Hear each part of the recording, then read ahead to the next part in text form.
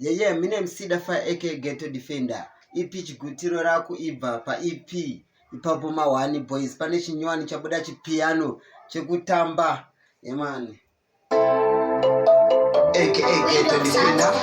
Mine msida fire your window records at the time now.